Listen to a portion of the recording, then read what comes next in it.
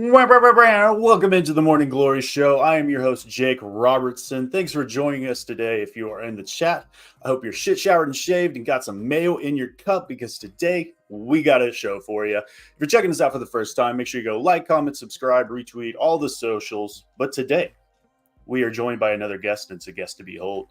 He's the host of the Hot Read podcast, director of published content over at Broadway Sports Media, covering the Tennessee Titans and the NFL draft. He's constantly bringing a new perspective to the market, and we appreciate that. New Papa to be, Easton Freeze. Welcome to the show. What's going on, fellas? How are we doing? Good morning. Good morning. Good morning. Doing well. Of course, we're joined by Jonathan Miller, a host of the All Things Titans podcast as well. Now, before we get started today, I just want to remind everybody to stop what you're doing, go over to YouTube and do three things for us. First, type in Broadway Sports Media, go over there, hit subscribe, and then go back to that search bar and type in 440 Sports and hit subscribe again. And then lastly, go to that search bar and type in Glory Day Sports and go hop in the chat, subscribe, and join the conversation. But Easton, as we get started today, let's introduce you a little bit more to the crowd, our glory holes, as we like to call them. So how did this all become to be?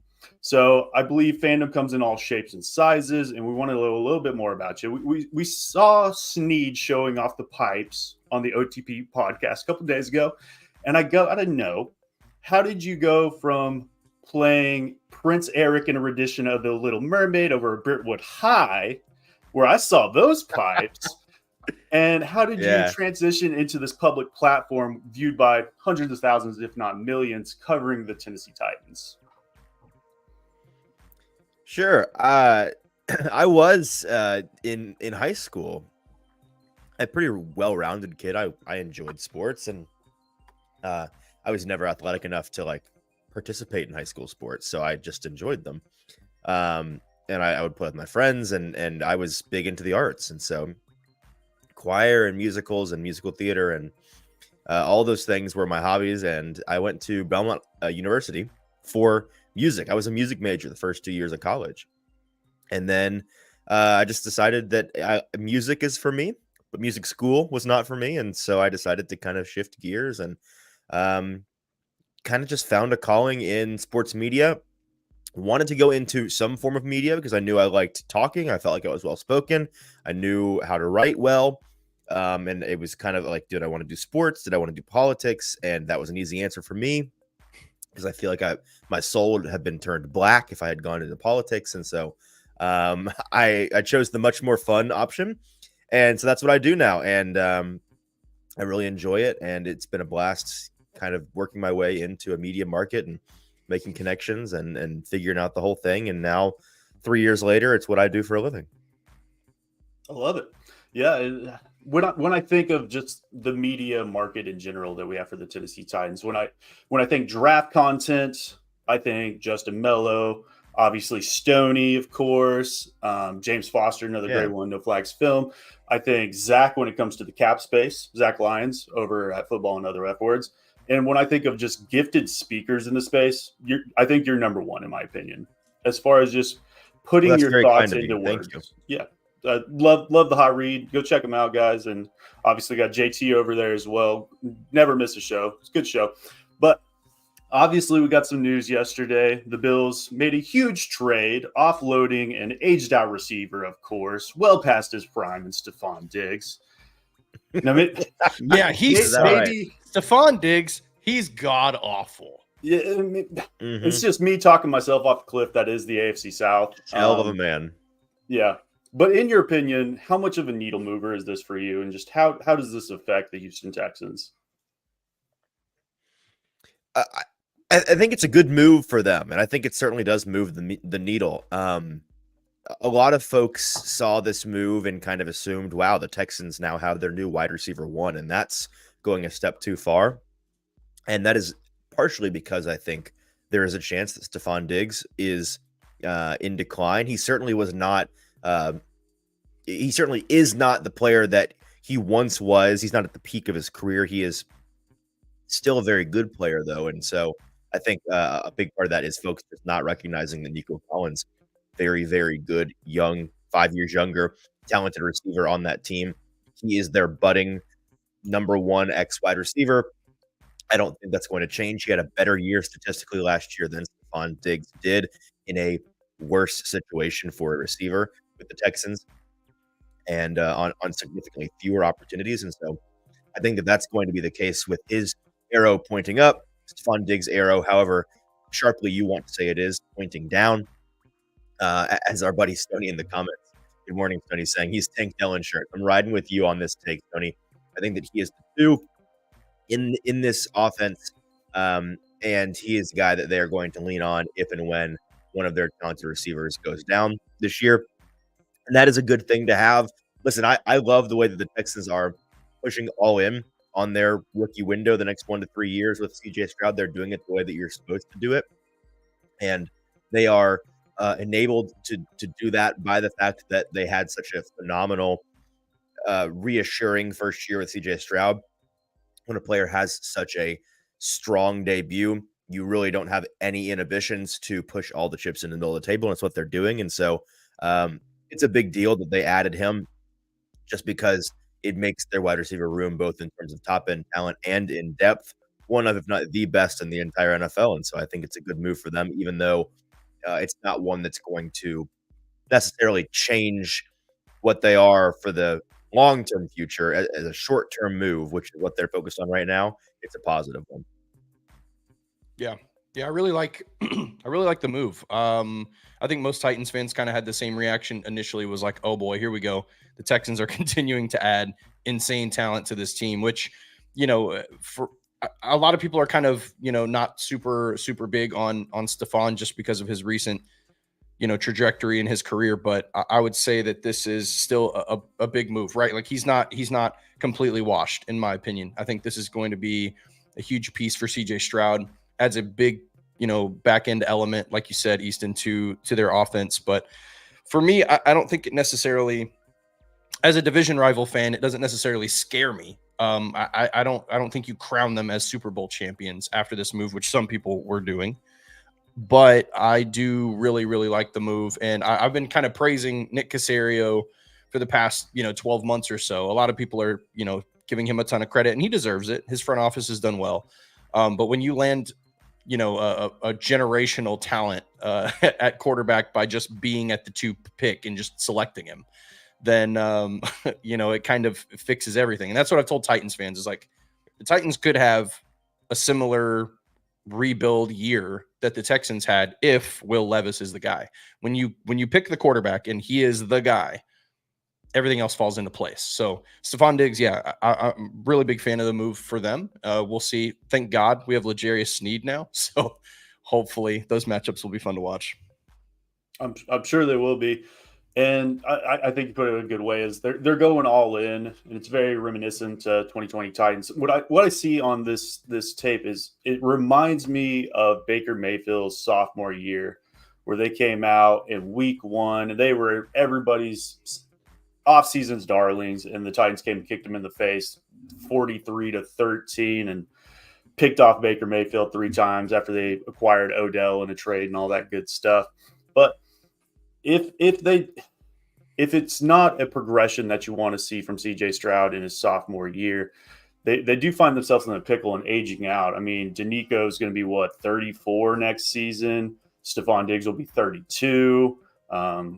Who else is there? I mean, they're getting older. They're bringing in top end older talent, so they could go a lot of different ways, and I could see it going either way personally. So lots to think about on that. And when I think about it, I mean, I think the Colts still personally scare me more than the Texans, even after bringing in Danielle Hunter and all those. I mean, the Colts haven't done anything, and they're kind of the laughing stock right now, the AFC South. But I do fear them, I think, more than the Texans currently. Interesting. Yeah, I know it's a hot take. Soft disagree on that one, but yeah, I know it's a hot take. God forbid CJ Stroud. God forbid CJ Stroud regresses, huh? I mean, after like that's one thing that I thought through this process too, is obviously he had a crazy good rookie year, but man, he better improve Because if he regresses for whatever reason, whether that be teams are, they have a year of tape on him now and they've kind of got him figured out a little bit. I don't think that will happen because their offense changed so drastically. They added a lot of talent, but I don't know if like, let's say he regresses just a little bit, then the conversation changes, right? Like, oh, okay, all of a sudden the Texans are not contenders or whatever. So we'll see. I really, as a Titans fan, it's a hard pill to swallow, but I think they are in the driver's seat in many, many ways, not only in the South, but, I think this move doesn't necessarily move the needle. Like I said, you don't crown them champions, but I think you consider them top 6 team in the NFL right now. 100%. But let's go ahead. Let's transfer our thoughts back towards the draft. We know it's coming up. We're 3 weeks away, less than, I believe. So, Easton, you put out your mock 1.0 last week. And in that mock, you had Joe Alt being at 107, sticking and picking, passed over Malik Neighbors, Brock Bowers, and all that. We've seen Rand state a couple times now on multiple occasions that they believe this draft class is very deep. So how much do you value things in like team need over talent, say positional value? Sure. And you listen, this is not an answer to your question first, but you guys are very lucky to have me this morning, not because I am a phenomenal guest by any stretch of the imagination, but because this is the earliest I've ever spoken about sports in my life. This is just, God forbid, or I guess, I don't know, I wouldn't say God forbid because I would do it, but if I ever was like on a morning radio show, I'd have to like spend a month adjusting my schedule. So as we go today, I'm slowly going to wake up more and more and be more animated, I promise. As for Joe Alt at 7 and need versus best player available, the Titans have done a good job this offseason setting themselves up to do what smart teams do, which is in the draft, have flexibility at each and every position in which they're picking. The draft is for drafting the best players available and getting the most value out of your options. Free agency is when you address need. That's what the best teams do, and it's what the Titans have done a good job in free agency, setting themselves up to be able to do. When you have your pick of the litter, it's merely a matter of making the number. It's a math game, right? It's a financial balancing sheet act. In free agency, that's when you need to plug as many holes as you can, enabling yourself to then at number 7, at number 38, at number 104, whenever the Titans are picking in the 4th round, to be able to say, okay, here's the entire board. We don't have many of these positions crossed off as, let's not address these because we have flexibility with our roster and we just want the best guy in the building. Now, unless you are a really, really complete team like the 49ers, for example, and even they aren't a perfect example of this. I think back to some of the Eagles teams the past couple of years where you can just be drafting for depth. Every team is going to have a little bit of a limitation there. So there's a little bit of a pie in the sky element to it where it's great in theory, but in practice, there is a balancing act to addressing needs through the best players available. So most teams will have set themselves up to say, okay, at our first pick, we're not going to go fully best player available necessarily, but we're going to take the best guy out of the receivers, the tackles, the corners, and the safeties, right? Or whatever it may be. And so the Titans have done a good job with that because, a month ago, we've been sitting on this show talking about how, dude, listen, they're going to have to go tackle receiver 1, 2. And we spent weeks in this media market talking about, okay, is it tackle receiver? Is it wide receiver tackle? Do they do something crazy and go off the beaten path there? And they obviously address the receiver position in a big way in free agency, which enables and then cornerback became a big need, and they addressed that in free agency as well. And so they've now set themselves up to really only have one flashing red, screaming alarm light on their dashboard in the tackle position, which is a good issue to have in this draft class. Because as you mentioned, Rand Carthon and I and everybody that covers the draft, I think, is in unison in saying this is one of the deepest draft classes for tackles we've ever seen. The quality is so fantastic, both at the top end of the talent pool and in terms of the guys you can get back half of the first round, second round. Even the quality of the developmental guys you can draft late day 2, early day 3, and so I think they're set up really well for that. And in my mock, I go Joe Alt at 1, but you mentioned, Jake, how Rand Carthen has been mentioning kind of volunteering the information. Hey, we think this draft class is really deep at this position. Some folks are taking that to mean they may not go tackle at 7, which that may be the case. Maybe that is them telegraphing, hey, we may wait to draft tackle at all. I could see that being the case. I would not agree with that. Personally, I think that'd be a really foolish decision. But the way that it kind of comes across to me is, man, I think they want to come away with 2 tackles in this draft class. And I couldn't be more vocally supportive of that decision. I think that would be a fantastic thing for them to do, taking Joe Alt at 7 and then looking to, in an ideal world, I would say try to trade back from 38, add another top 100 pick in some capacity, and then maybe address the edge position and the tackle position again. If they came out of day 2 with 3 picks, 2 of them being tackles and 1 being a top defender or a top receiver, I would be very, very pleased with that. I think there's an element to the smokescreen and the transparency kind of living in the same realm. And I think what's happening is kind of what I picked up from Rand Carthon being this transparent to the media is he told us early on that he wasn't getting many calls, right? And that surely that changed during the week of the combine and the owners' meetings. I'm sure he's gotten plenty of calls at this point. But what that kind of signaled to me was them continuing to say, like, yeah, there's so much depth. There's so much depth. It's Rand Carthon continuing to say to the media, we don't have to stay at 7. As a matter of fact, we're happy to trade down, right? So it's like, give us a call. We are not sold on any one player. We don't have to take a lineman. We don't have to take a receiver. We're happy to move. And hopefully that's kind of doing the job, like circulating the media that way. But I think what it's doing is it's sending signals to the fan base and going, okay, yeah, we definitely are doing this or that. I can promise, and I said this in my video I made yesterday, I can promise you that the Titans are not sold on any one plan. They have a variation of how this thing can go. And it's because you don't know what's going to happen in the first 6 picks. If, like, what happens, this definitely won't happen, but I'm saying it's a possibility. What happens if Michael Penix enters the conversation at like top 15 or top 10, and all of a sudden the Titans are in a mix and JJ McCarthy gets picked and there's potentially 5 quarter, you know what I'm saying? Like, there's a million different variations. What if one of those teams fell in love with Brock Bowers and all of a sudden he's a top 6 pick for some reason? There's so many variations that change the way Rand Carthon and team are going to assess their pick. Because if you're looking at, we talked about them getting like the top 5 to me in this draft are the 2 top flight tackles and then those 3 receivers. So you're going to most likely land one of those 5 just based off of mathematics, right? Because 3 quarterbacks are getting taken in the top 6, regardless of where they fall. They're going in the top 6. So Rand Carthon and team are in a perfect position. And I think, it is kind of a breath of fresh air. And Easton, I'm sure as a media member who interacted with the Vrabel era, that this era is like, okay, we appreciate the transparency. Like, this is kind of fun to interact with these coaches. It's a breath of fresh air. Yeah, it's refreshing, no doubt. Feels that way from the fan base as well.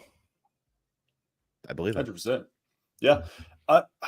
If we were to pick at 7, I do get the Joe Alt, and I personally have Olu over Joe Alt by 1 spot. I mean, it's not a lot, but I don't get the fall Olu's had here. That's fascinating because I've been reliably informed this week, Jake, that Joe Alt is far and away the number 1 tackle in this class. And anybody that says differently, Joe Alt or bust. Yeah, so interesting to hear from you. Yeah. How I see it is the difference between Joe Alt and Olu, and even the guys below that, and Fuanga, Latham, Fatanu, Mims. There's not a big difference, and Mims is one that's very intriguing to me, just because the top end, he could go top 10 if he was to play without those injuries and stuff. Obviously, a huge concern. I don't think Titans fans are ever be on board with drafting another Georgia tackle after how the last one worked out. I'd say pretty inarguably he has the highest ceiling of the top tackles in this class. I don't think 100%. that's really subjective at all. I think that if you know what you're talking about, in a perfect world for all of them, he is the best tackle out of them. Yeah, and he's talked about at the combine how he's not just a right tackle. He practiced 60% on the right side, 40% on the left side is what he said. So I'm not ruling out anybody, but I believe tackle is the go-to in round one. If Malik Neighbors is there at 7, I might be running the podium just because I have him as the number 1 player on my big board currently. But I'm not going to be kicking and screaming if they go Joe Alt at 7. But and Jonathan, you talked about it. You alluded to it. Michael Penix being QB 5 on some consensus. Yep. Easton actually had Penix going off the board at pick 13, I believe, to Oakland has 13. Yep. Maybe there's a swap there. I'm team trade down 100 times out of 100. And then just to the first round, one other pick that did stand out to me was the Olu pick to Cincy. I personally blame JT for that. I know he had nothing to do with it, but it is JT's fault. As he slipped me a couple dollars to make that happen. Let me get OT1. I don't mind, but right. The first round chalk. Yeah, go ahead, John. Sorry. No, I was just going to say, I think it's really interesting too. Like one thing I was going to ask Easton is, obviously it happens whenever you have a mock draft, a couple days pass, weeks pass, storylines change. Based off of your mock 1.0, have your feelings changed on any of these picks? And maybe what's one thing that you would change about what you've done in the first one? Oh man, that's a great question, because you're totally right. With any mock that you publish like this and put a lot of time into, you're liable within the first 24 hours of it being live to feel like you're being made to look dumb by something that's come out. So, well, it's one pick change. You change somebody at pick 12, it changes the rest of the 20 picks after it. So it's a trickle down effect. Right. Right. And well, the first thing that happened for me is I published this on Monday of this week, but it is a written version of the mock that I gave my 1.0 on the Hot Read podcast last Tuesday, I think. And so I kept the picks the same a week later, having written it. And in the time that had passed was alarms telling me to get up and don't miss the Morning Glory show here. In that time that passed was Malik Neighbors' pro day. And we had that 48-hour news period of Malik Neighbors, awesome, sick, crazy, would love him on any team. And maybe he's the best receiver in this draft, which I still think may not quite be the case. But he is a fantastic receiver. And in this mock, I have him falling all the way to 9. I have the Titans and the Falcons both passing on him at 7 and 8. I have the Giants taking Rome Odunze over him at 6. I have the Chargers trading out from 5 and passing on him. So that was one where it didn't necessarily change my mind, but I felt like folks may see this and be like, I really don't think he's going to even be there at 7, let alone fall all the way to 9. And a number of folks, I think, would be peeved if he were to fall past the Titans if he was available there. Some other ones, like having Olu fall to 18. I didn't feel great about that when I did it, and I wrote as much that I don't necessarily see the consensus offensive tackle 2 and the offensive tackle 2, in my opinion, in this class falling that far necessarily. But he was kind of a sacrificial lamb in this, and I explained as much that there are so many talented tackles in this class. There are going to be 1 or 2 of the top 6 guys that falls to 18, 19, 20, 21, 22, and somebody is going to get away with murder. And so in this mock, that's just who that happens to be. So those are the 2 that come to mind for me. If things that I'm already thinking about with mock draft 2.0 coming up in a week or so. I'm not sure I have AD Mitchell going as high as I do. Though I could see a team going with him just out of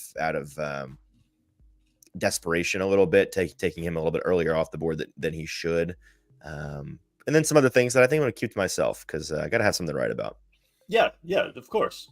But yeah, it's going to be interesting just because there's going to be people that fall like there is every year. I mean, Will Levis was supposed to be the 3rd overall pick last season. We got him the top of the 2nd. So every mock draft that we make obviously means absolutely nothing by the end of it. And we'll get most of these picks wrong. It's about learning about the players and who you got bringing in for the next upcoming season and learning that.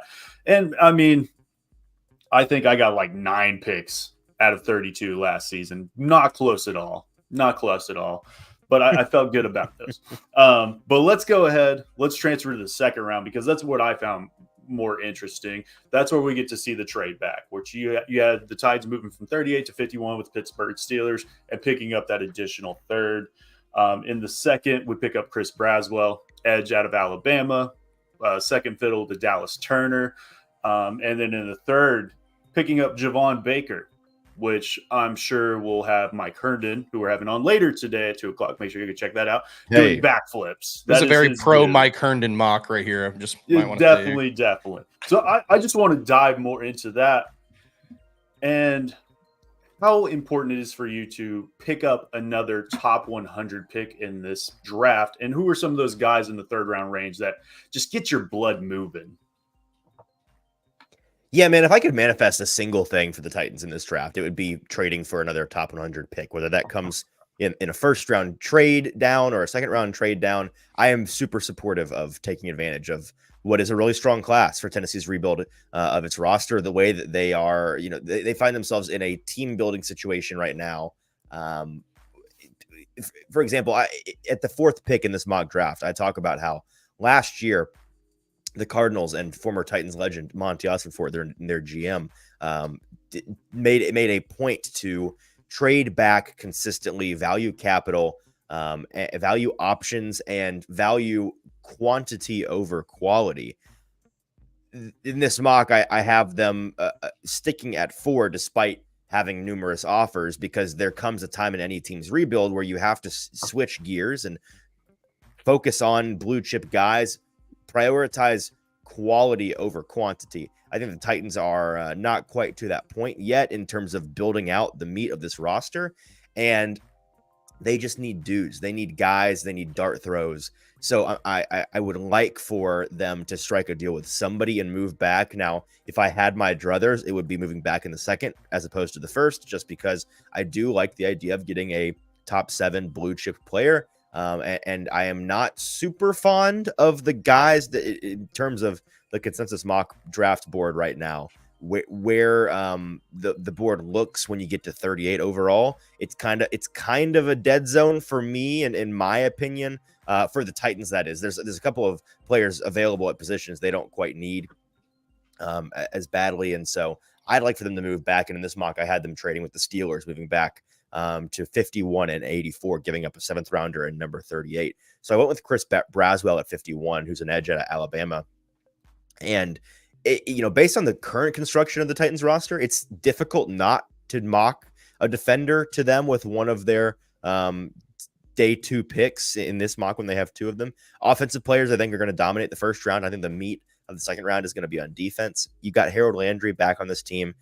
He's going to be an every down edge rusher for Tennessee, but they need to find him a running mate on the other side. Arden Key proved himself to be a valuable rotational rusher last year, but I'm having trouble seeing him as a bona fide starter. I think having him as a bona fide, or having a player like Chris Braswell come in to groom into that role would be ideal for the Titans long term. The thing about Braswell's situation that intrigues me the most, and if you listen to the Hot Read podcast, I talk about this all the time. In a draft class where a player, where 2 players came from the same school, played the same position, and are coming out in the same year, I'm always intrigued by the guy that people consider to be the worst of the 2. And we've got a handful of examples of this year, like Terry Arnold and Khalid McKinstry, cornerbacks out of Alabama, Tavondre Sweat, and help me out, blanking on the Byron Murphy, defensive tackle from Texas. Byron Murphy, thank you. You've even got some examples with receivers like Brian Thomas and Malik Neighbors out of LSU. And with these guys, the one that is considered the worst of the 2, I'm always wondering if, we're undervaluing them a bit, I guess. Like, is playing second fiddle so much on college tape a reason why we don't see their true potential necessarily, if they're not given a full chance to blossom? Just living in that narrative shadow of their teammate at the same position just lead to them being sold short a little bit. And with Braswell, I think he has everything you want in an edge rusher on paper. 13 sacks, 10 hits, 33 hurries last year. He's got a wicked first step, great play strength, strong pursuit speed. He lacks a bit of consistency. in just his entire game. It's a little bit up and down, but he's got a little bit of a limited bag of tricks. He's going to have to add to that at the NFL level. But I think he has the requisite skill set necessary. I have no doubt that he's an NFL starting caliber athlete and can be a serious difference maker if he's coached up in the right situation. And then at the third round pick that I added for the Titans, they moved back and they grabbed 84. Like you said, Javon Baker, wide receiver out of UCF. When the Titans traded for Calvin Ridley this offseason, the wide receiver indicator on their dashboard, like we talked about earlier with the tackle, it was also flashing red. It goes back to a solid yellow. So they don't need another starter receiver in 2024, obviously. But beyond that, the picture gets blurry in a hurry. Both Ridley and Hopkins are going to be on the wrong side of 30 by the end of the year, which folks know and they recognize. But I think, you look at Stephon Diggs and that move yesterday, and it's easy from an outsider's perspective to recognize, man, when these receivers get up there, things can change in a hurry. And it's not crazy to consider a 30-year-old receiver entering a period of decline in their career out of nowhere and it going downhill really, really fast. And I think that served as a sobering reminder for Titans fans that, hey, this is how I think a lot of fans outside of the Titans see it. Like, hey, you got two receivers that seem really good now, but at any moment they are a ticking time bomb ready to explode and not be for you what you need them to be. And so by the end of this year, you could have a really different situation at wide receiver. By the end of 2 years from now, they could both be gone off the team. So that being said, getting younger in a hurry, something the Titans could really stand to do with the top of their wide receiver depth chart now being handled for at least this immediate year. They've afforded themselves that ability to say, hey, we can go and find a more developmental prospect, somebody that we really like, but isn't necessarily ready to contribute on day one, contribute right away. They don't have to have that guy. And I think Javon Baker fits that bill perfectly, man. He was a former Alabama signee. He saw serious production for the first time in his college career when he transferred to UCF and just got to be that alpha, got out from underneath the talent at Alabama at the wide receiver position. He's 6'1", 208. He's got size, strength. He can play outside or inside pretty comfortably. NFL ball skills, strong understanding of speed variation to create a separation, natural element to his game. He's one of my favorite reasons why I think the Titans should seriously consider adding a third top 100 pick in this draft.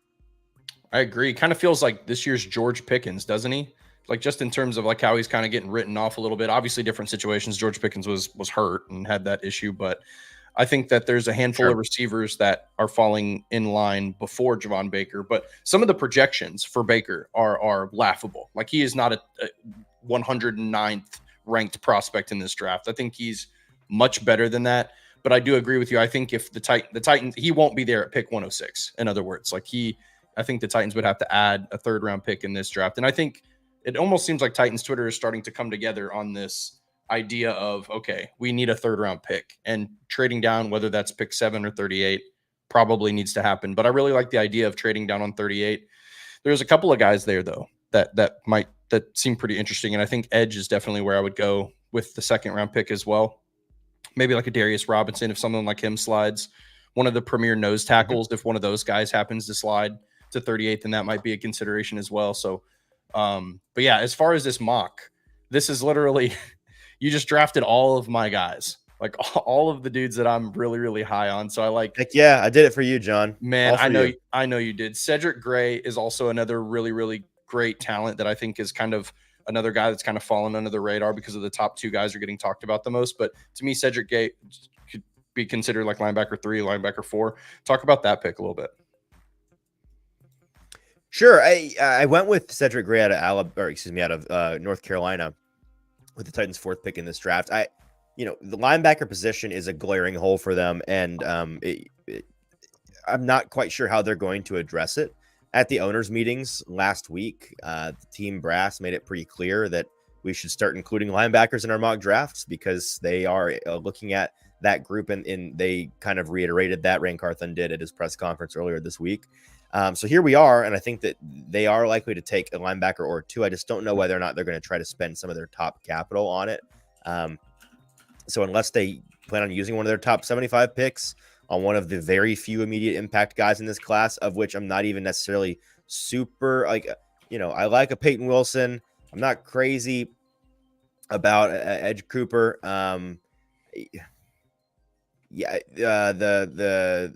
Jeremiah young man out Trotter, of Junior Michigan, Colson. I like quite a Junior bit. Colson. Colson, yeah, Colson, I like. Trotter is I've not really honestly done a ton of work on, but I'm going to get around to him.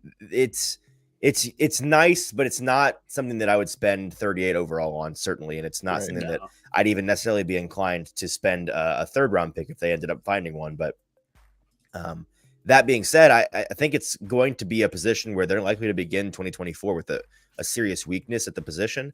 I like Cedric Gray for what he can provide long term, so that's why I have him going here. The Titans need a future green dot guy, and Rand Carthen talked earlier this week about how that could be somebody other than the inside linebacker. So, maybe that's not the case, that they don't need to necessarily go and find a green dot linebacker this year. But eventually you'd like to have one because you need a guy that's going to be on the field every down, that can be calling the shots for your defense. And I think Gray has shown that he can develop into a team's do-it-all fixer in the middle of the field like that at the heart of the defense. He's highly productive in college, NFL length, great play speed. He cuts it loose and plays fast when he's at his best, and he's serviceable both in the run fit and in coverage. I think he's going to be a rotational backup when he comes into the league, and hope to develop into a starting role. And so that's where I went with the Titans at 4. Yeah, I like Cedric Gray, but if I'm thinking about it, and we're trading back from 38 to 51, we're picking up that third.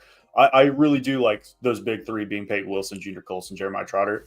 I as well am out on edge. He's Kenneth Murray to me. He's see ball, get ball. He's Bobby Boucher out there. He is not wearing the green dot. Yep. Jeremiah Trotter, I think he might be the most intellectual ready as far as these big three, but he's also lacking the athletic traits that the other two are. So if I'm trading back from 38 to and getting that extra 100 round top 100, I don't mind going linebacker there. 38 is too rich for me, and I've here recently moved Colson over Peyton Wilson. The injuries just scare me. Athletically, he is very gifted. Sure. Fastest clock time in the Senior Bowl for the linebacker position, 22.4 miles per hour, whatever it is, and did the same thing during the season. So athletically, he's there. But just some other guys that I like in that third round range. If we're going 2 tackles, picking up a Christian Jones out of Texas or a Blake Fisher out of Notre Dame. If you're drafting Joe Alt in the 7th, just get his bookends, pair them together, and then just maybe take higher Notre Dame line. Yeah, absolutely. Just rebuild it. Don't mind that at all. And then one guy I'm higher on, I feel like, than consistent is Brandon Dorlus out of Oregon. Little bit undersized. And you'll see him put as an edge a lot now. I think he weighed in about 273 or so at the Senior Bowl. He bumped up to like 280 at the Combine or so.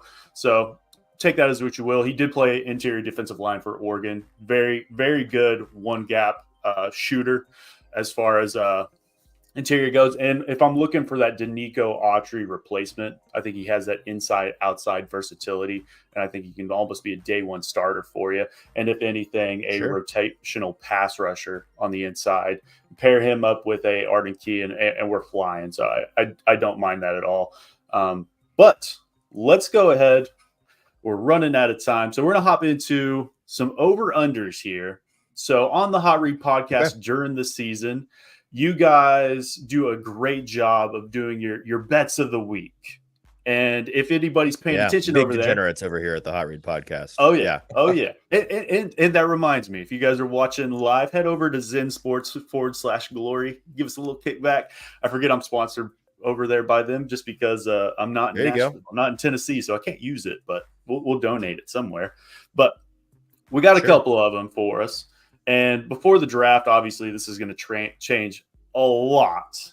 And just to start, I want to put some gauges out there.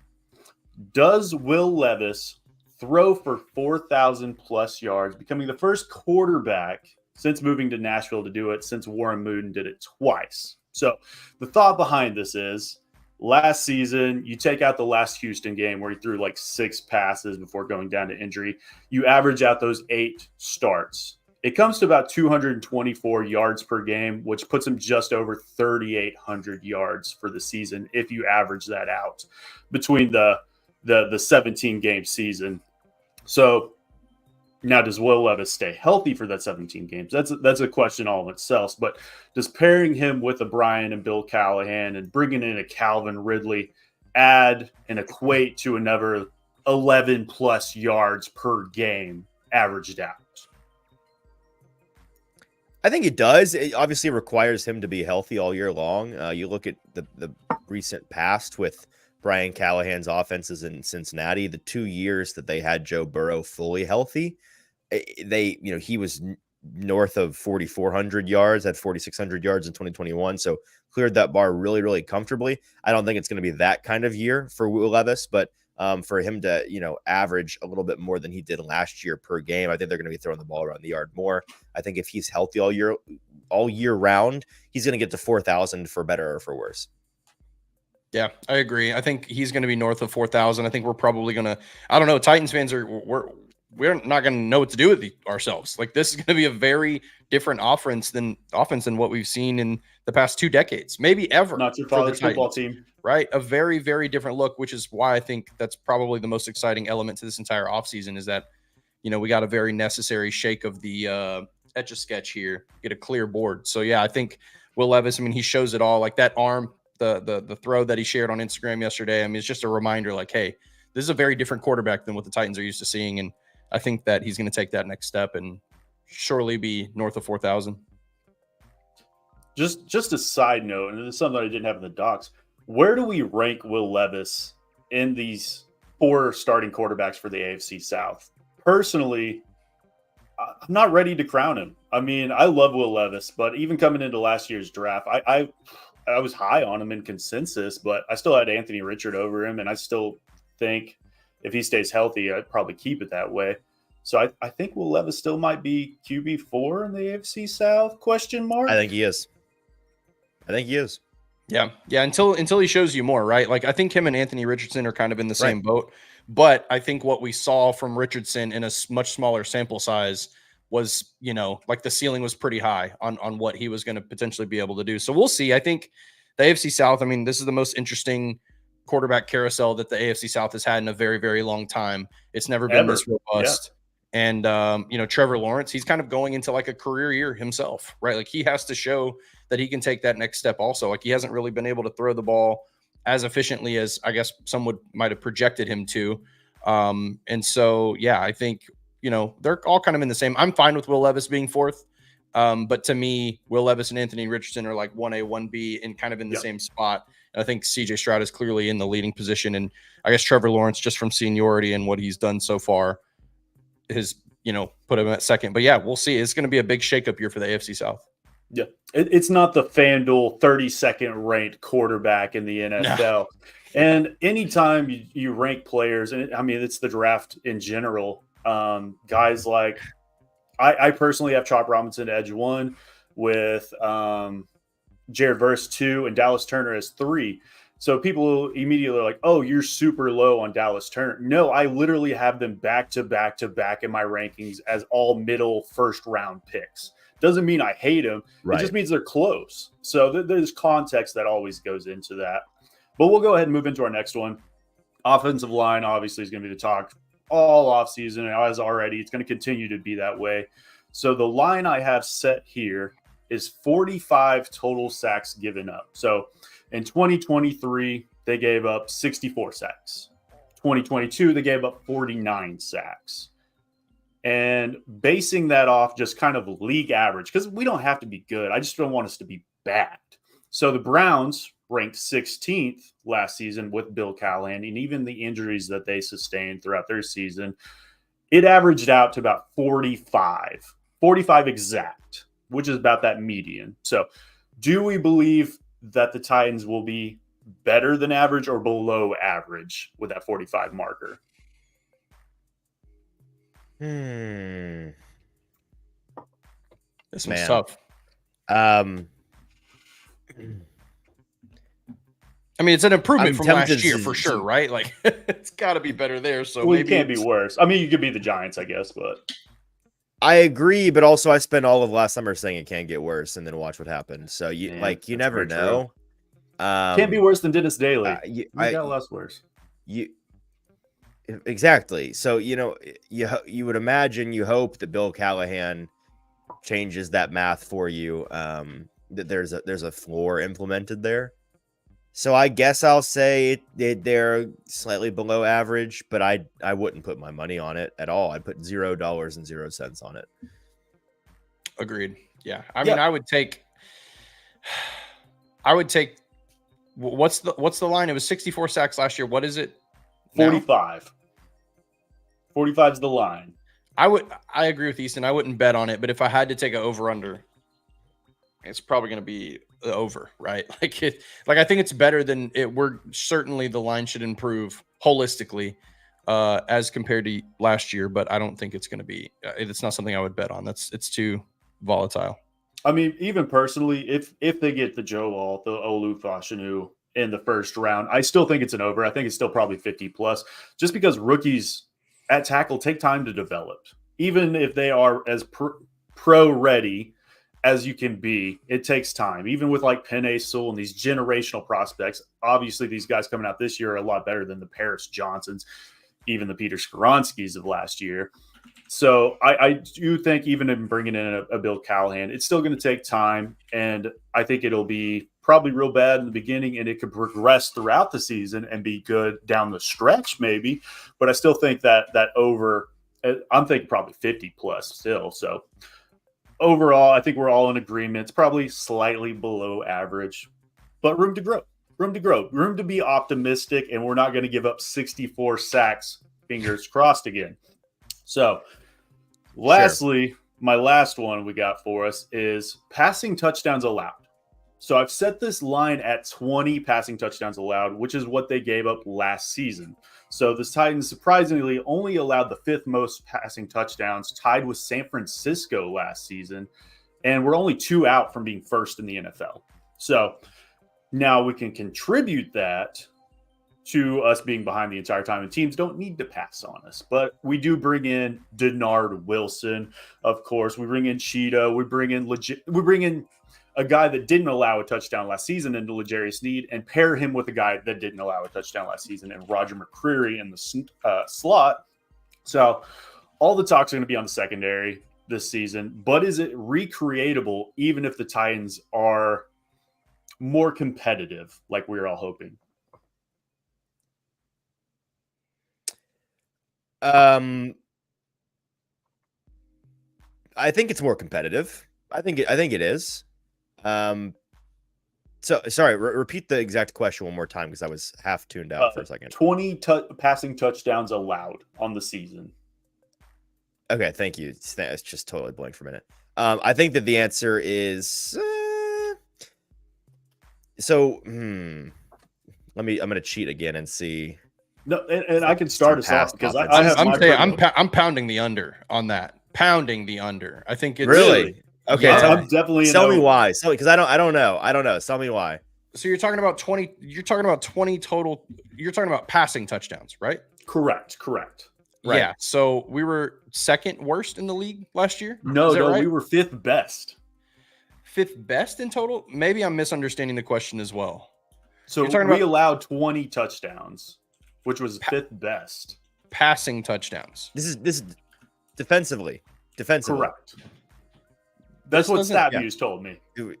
We're not talking about Will Levis throwing 20. No. Allowing. Yeah. And so you're saying that they were that doesn't seem right. They were one of the 5 teams that allowed the fewest passing touchdowns? Correct. That's what StatViews said. You're sure about that? That can't be. That's all AI generated though, so that could be incorrect. I would like a stat check on that just to be wild sure if that's because true. Yeah, because I think Trey Avery probably gave up the most touchdowns in the league last year, I feel like. If that's the case. Okay, well, regardless of what happened last year, if the number's 20 this year, I'll say they allow fewer just because of how fantastic the cornerback room is. Now, if injuries and the safety situation could certainly change the math on that. So it's a possibility that the secondary is not quite as strong as they hope it would be, but I'd imagine that they do a better job of keeping the ball in front of them and not allowing so many broken plays, so many deep touchdowns. Now, maybe they get over this number because teams just march down the field on them every week and the defense has too many holes up front or in the linebacker area, middle of the field. And like maybe they allow 20 tight end crossing route touchdowns, and the linebackers just can't hang. Like it's a possibility, but if I had to pick over under, I'd say under, and I'd say like 18 or 19. They get close. So I vetted it with PFF. So Trey Avery gave it 6, Hooker 3, Fulton 3, Garrett 2, Murphy Button 2, Molden 1, Aziz 1, Harold Landry 1, Kavon Wallace 1. So 20 in total. Harold Landry gave up a passing touchdown. What are we talking about? He man? gave up quite a. They put him in coverage a lot more than they needed to. It doesn't work necessarily, but they do it. No. So this is my justification, right? So in 2023, there were 4 players in the NFL that didn't give up any passing touchdowns in coverage, I think in man coverage, but in coverage. 2 of those players are on the Tennessee Titans 2024 roster, and that's L'Jarius Sneed and Roger McCreary. So yeah, I mean, this secondary has elevated to something the likes of which I don't think Tennessee has seen. Yeah, I think it's going to be that good. So that's my justification in saying that I think it's under 20 for sure. I mean, Trey Avery's not going to be playing very many snaps for you, and he gave up 6 of those touchdowns. So huge improvement there. That's tough. And we have to expect wood. this You don't running know game he's not is going to be gonna playing be great. snaps. Yeah, that's fair. Injury bug. Very true. New training staff. Well, hopefully that is fixed. We shall see. But injuries happen in football. We all know that. But let's go ahead. Let's hop into this draft that we got going on. And this was recommended by Easton. And it's just best names in this NFL draft this season. And there's a lot of them. I stopped my list at 12, but I could have kept going for days, I feel like. So we'll hop into this. We got Easton with the 101. I'll be second. Jonathan will be third. And we're going to go snake draft style. We're going to go 4 times each. So Easton, who is the 101? I've been a moment ago when I tuned out, to be honest with you, I was sitting here staring at my list of names, trying to figure out who I wanted to go 101. That's what I was doing with my time. I don't have an order. I was really prioritizing the right thing. No, neither did I. And that's why I looked down and I was like, oh, who do I want to go first? So I'm going to go with a young man named Rook. His Rook last name is it's like you have to speak like you're mimicking a dog or something. I don't know. It's like a bad Scooby-Doo impression. I'm not sure. He's from Nigeria. He's from Lagos, Nigeria. And then he moved to Michigan when he was 9. I'm sitting here looking up his thing to see like where did this guy come from. He played college football at Clemson, defensive lineman. Yep. So I'll go with Rook Orororor as my number 1 name in this 2024 NFL draft. Great prospect. Still very young to the game. I think he only played 2 years of high school football. So, and then obviously he was paired up with Tyler Davis over there with Clemson defensive line. So this is a guy. I know everybody's Stoney, big Rook fan. Oh yeah. Yep. Yeah. With dude could come into the league and set the world on fire. He has all the intangibles from what I've heard. And he pairs it with the athletic gifts that he has. Guy that I think can come in very early. And I don't think a lot of people, he's definitely grown in the consensus here in the last couple of weeks, but I think it's only going to continue to go up higher. And man, yep, definitely on my list, definitely very high on my list. So I got one that just stood out to me, and I had to go watch a little tape on him, what I could find, which there is not a lot of it, but that is going to be a Jew. And you may say, bless you. So this is former Clemson wide receiver who did transfer to Garden City Community College. So we had to go digging into this one. Which we all know where that is, but let the folks at home. I actually started at quarterback last year for Garden City. So 6'3", 218's got the size. Like I said, he transferred from Clemson over there. He actually just received a Canadian football combine highlight. So we'll see. He is draft eligible. He's got good size, athletically, leaves a lot to be desired. 4'6", 40. Where is this man on the consensus mock draft board? Is he even on? Oh, how do you spell his name? 400 plus. 400 plus. Okay. This is not a draftable prospect. AJOU. Just like a sneeze. All right. Simple. Yep. So I need to know where this man's from to know what's going on with that, but that's amazing. former 4-star, former 3-star, I think. I mean, it's interesting. It's interesting, but definitely the name that stood out USF. among most, I'll say. I'm doing a beast of a draft with the guys over at NFL Draft Fanatics. They have a great mock draft simulator over there. We're doing a 26 round with 22 teams NFL draft, drafting 24 prospects, 22 on offense, or no, 12 on offense, 12 on defense. And we're getting deep into this. I mean, it's a lot of people to go across. So you're trying to fill out an entire team. And this is a guy that might be there in the 26th round for me that we might have to take a look at for that flex position. But all right, Jonathan, you got your first pick, 103. You're going back to back here. Let's go. You guys send me all the good ones, bro. I'm taking Kool-Aid McKinstry for my first pick, of course. I mean, bro, his name is Kool-Aid. It's a good take. On. You can even choose it's a good the flavor. take. I got crossed that off my board. Yeah. You can even choose the flavor of the day depending on like your mood. I mean, it's brilliant. Kool-Aid McKinstry is going first for me.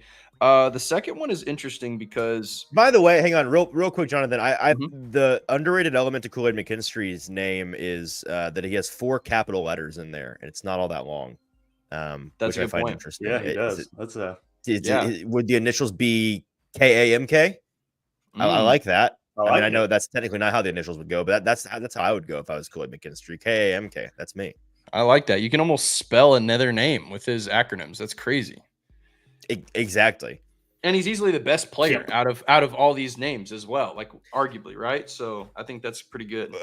Perhaps he's up there. We'll see if I'll say he's the highest ranked one on my big board that I have on my list. Well, I'm gonna take another one. I've got one higher than him that I may or may not take. This might be a cop out, but I love this name. I just think it's cool. Leatu Latu. Oh yeah, it's just a fun name. Just rolls off the tongue, really easy. It does. Love it. Such an interesting prospect, just because coming into obviously he has the spinal issues, which is very scary. But his tape is better than any edge rusher out there, in my opinion. His bag is full. But looking at what he did at the Senior Bowl really scared me off of him. So I moved him quite a bit down. I mean, I still have a first round grade on him, but he's pretty much easily edge 4 for me. So that's a guy that could be great. I mean, he's top 10. He might end up being the best one out of all of them. 100%. And I wouldn't be surprised at all. The most natural out of all of them. I just don't know if the medicals and the limitations at the top end athletically that may hold him back. But man, he's talented. Best hands out of the group. He's a karate fighter out there. Love it. Mm-hmm. So, all right, I'm back up on the board. I got 2 that I really like, but I'm going to go with one that I just really enjoy, and that's Storm Duck.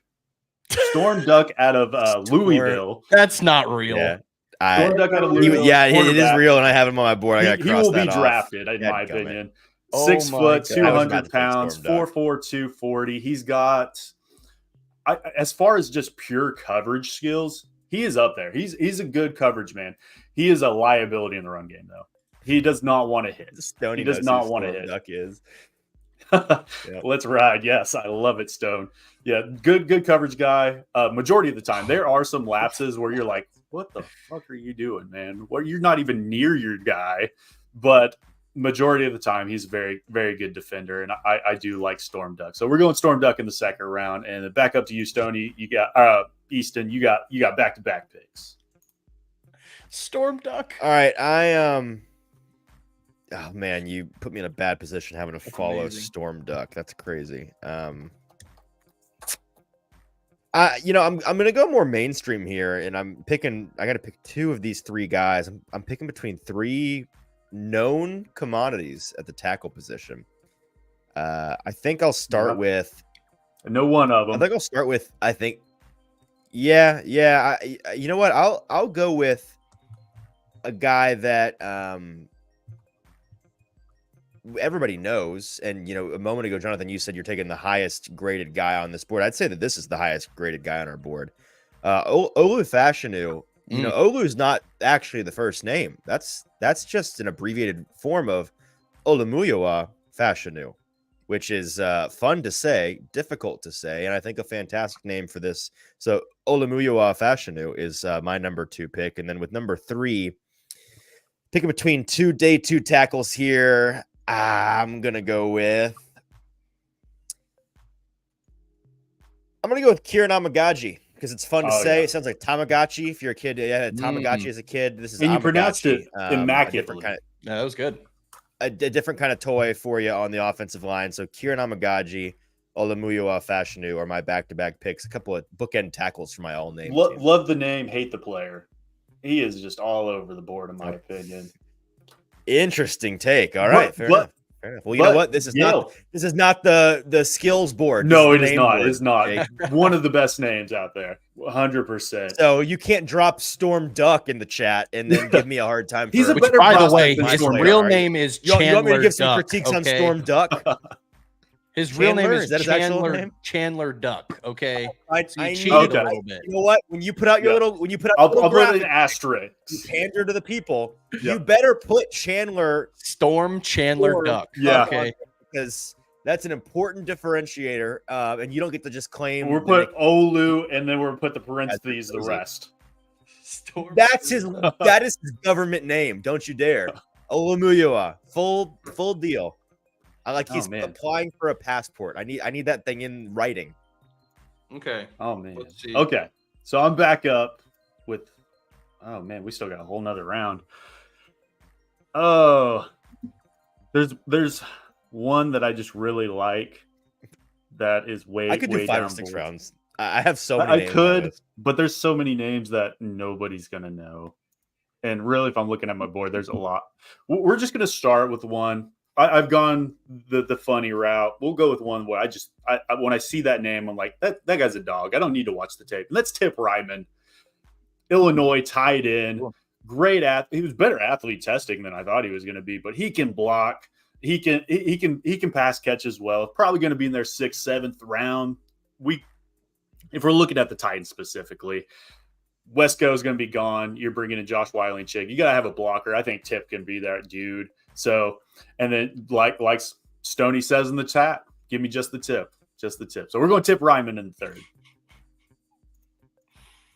Man, there's some good ones left, but a lot of them I feel like are just kind of like difficult high syllable names. And do you get points for that? I don't know. So I think for my 3rd Only if you can pick, stick the landing on the pronunciation. see, that's the thing. That's You the get thing. If points I for sticking the landing. if I butcher it, then it's like, okay, bro, you're just picking this because it was a interesting name. Easton just hit you with the Quran Amagaji. You got to bring it now.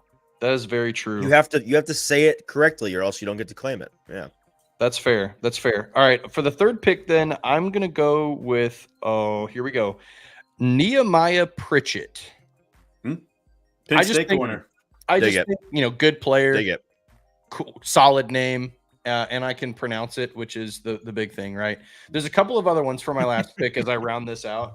I'm going to attempt it. Here we go. I want an edge rusher to pair. Now I could have like sold out and gone like Chop Robinson or Tavondre, which I think are cool names, but I'm going to go with a difficult one here and try to pronounce it. Here we go. We're going to go with edge rusher from Washington, Zion Tupu Ola Fetui.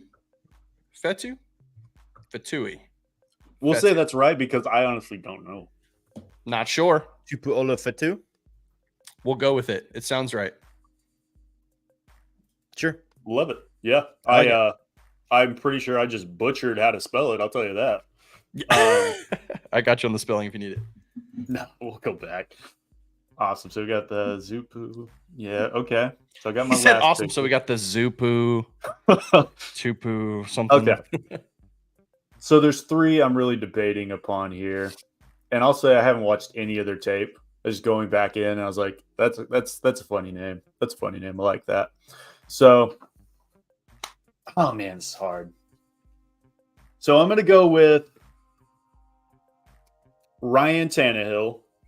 When he was playing for us, he alluded to some rusty stats. Texas Tech offensive center, 6'5", 320, played 4 years over at Western Kentucky. So he's got the Hilltopper in him. So rusty stats with an extra A. Dude, where are these prospects? Are you pulling them from what database? He's making them up. Did you just Google funny names? I can tell you the one I usually use. Storm Duck and Rusty Stats. Actually, Ben. I should have selected Bend Over and right. Whatever. Like, bro, come on. Testicles. Yeah. All right. So am I up? I'm up now, I think. You were up. Yeah. Yep. Stoney with some shout outs, some honorable mentions in the chat, by the way. Yep. Steel Chambers is a great one. Bub Means is a great one. Bub would have been a good one. You know, another one that I really wanted, but it's too mainstream, and I'm trying to win this competition. Way too mainstream. Talisi Fuanga. That's a good one. I mean, yes, but I was gonna say Spencer Rattler, just because it's a badass quarterback name. Like it's like, oh, the guy's got to work. Spencer Rattler. But I'm not gonna go with him. I'm gonna go with a guy that this is less strange and more just funny to say. I'm gonna go with Dwight McLuthern, DB out of Arkansas, out of LSU, I believe, or Arkansas. He was with LSU, transferred to Arkansas last year. And I think Dwight is a funny name just in general.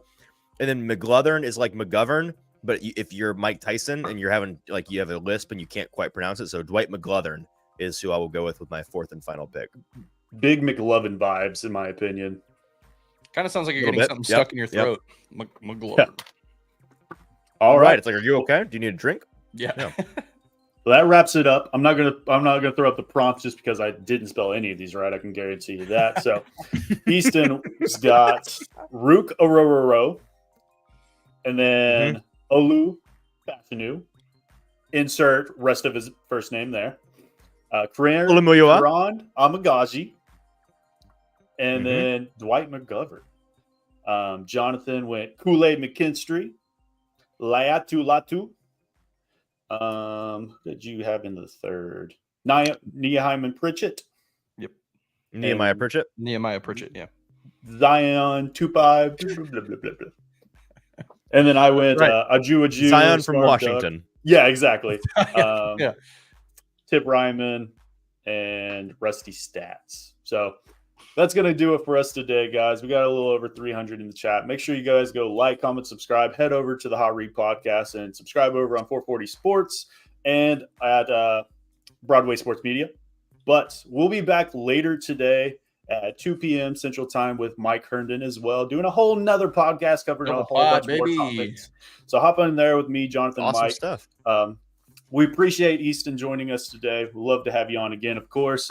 And I'm sure this will be the first of many. But the next one will be at 5 a.m. Easton. Yeah. I won't be there. Phone it in. Yeah. But we appreciate you guys. Love you, mean it. And we'll catch you guys later today.